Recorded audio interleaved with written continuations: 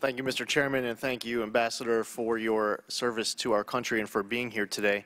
UN Security Council Resolution 2334 was an anti-Israel, anti-Jewish resolution seeking to ethnically cleanse Judea and Samaria and East Jerusalem.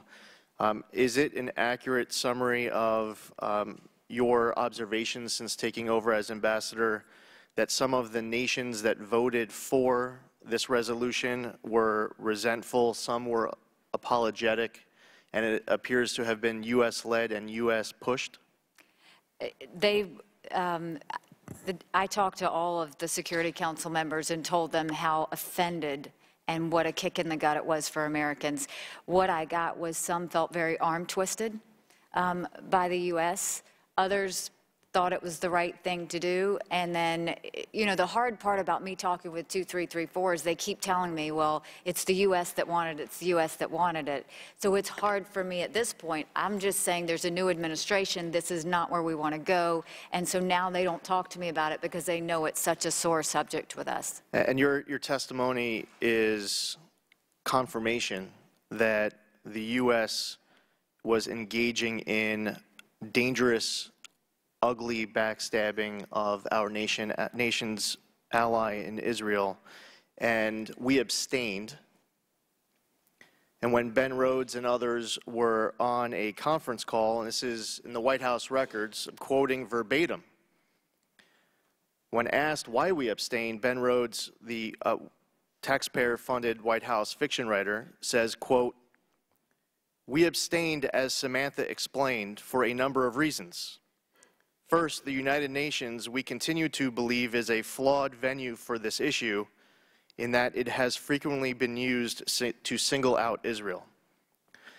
Not only was that effort U.S.-led and U.S.-pushed, but then publicly we were abstaining, and we were abstaining for the reason that I just quoted from Ben Rhodes. And I really appreciate your testimony to help clear the record and the history on that.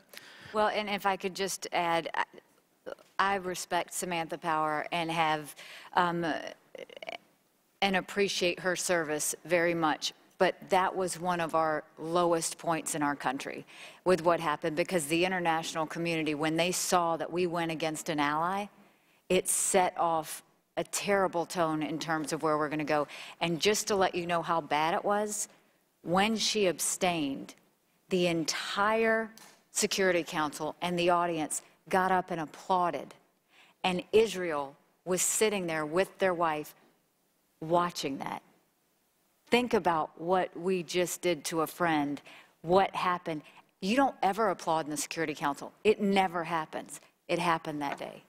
And I think it's clear from anyone in Israel who would be listening to your testimony here today that you have the back of America's allies. You understand that we should be strengthening our relationship with our friends, treating our adversaries as our adversaries, and I'm very happy that you're there. I do want to ask about the Taylor Force Act, which has now growing bipartisan support in Congress, which would withhold aid to the Palestinian Authority until it stops inciting violence and financially rewarding terrorists, a policy otherwise known as pay to slay. Have you taken any position or are you able to share with regards to what your opinion is on the Taylor Force Act? So I've met with the family, and yes, I'm very vocal about the fact that the U.S. gives bilateral money to the Palestinian Authority, and we need to have a strong conversation with them on how these martyr payments have to stop.